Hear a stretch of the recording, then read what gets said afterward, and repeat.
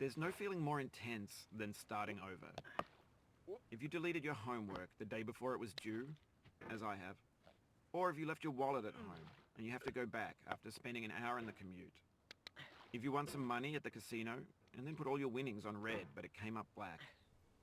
If you got your best shirt dry cleaned before a wedding and then immediately dropped food on it. If you won an argument with a friend and then later discovered that they just returned to their original view. Starting over is harder than starting up.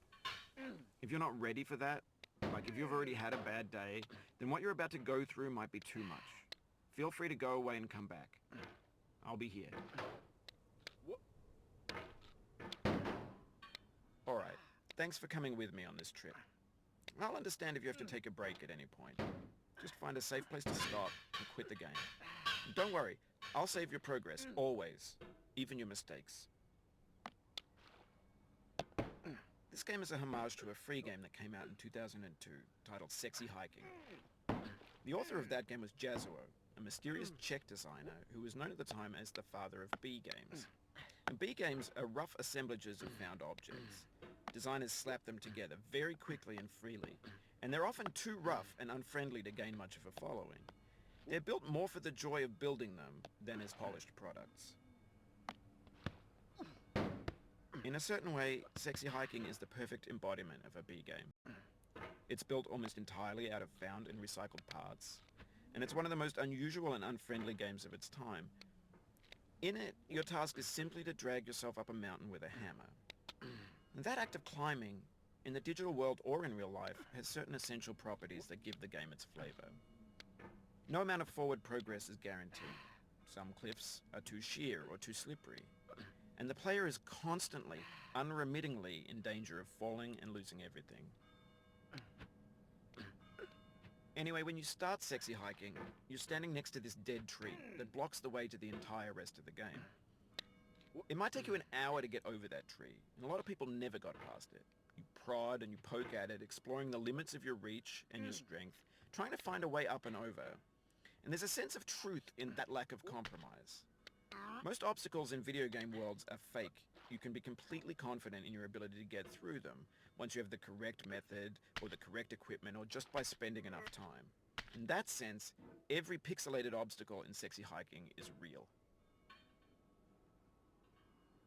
The obstacles in Sexy Hiking are unyielding, and that makes the game uniquely frustrating. But I'm not sure Jazzuo intended to make a frustrating game.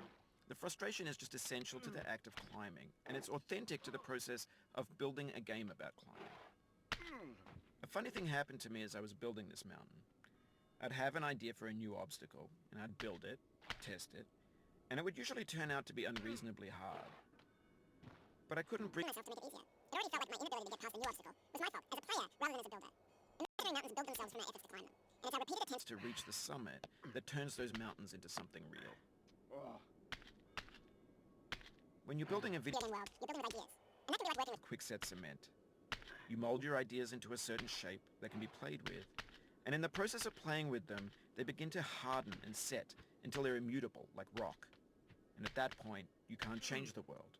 Not without breaking it into pieces and starting fresh with new ideas. For years now, people have been predicting that games would soon be made out of prefabricated objects. in a store and assembled into a world. And for the most part, that hasn't happened, because the objects in the stores are trash. I don't mean they look bad or that they're badly made, although a lot of them are. I mean they're trash in the way that food becomes trash as soon as you put it in the sink. Things are made to be consumed and used in a certain context, and once the moment is gone, they transform into garbage. In the context of technology, those moments pass by in seconds. Over time, we've poured more and more refuse into this vast digital landfill that we call the internet. It now vastly outnumbers and outweighs the things that are fresh and untainted and unused. When everything around us is cultural trash, trash becomes the new medium, the lingua franca of the digital age. And you can build culture out of trash. But only trash culture. B games, B movies, B music, B philosophy. Maybe this is what digital culture is. A monstrous mountain of trash, the ash heap of creativity's fountain. A landfill with everything we ever thought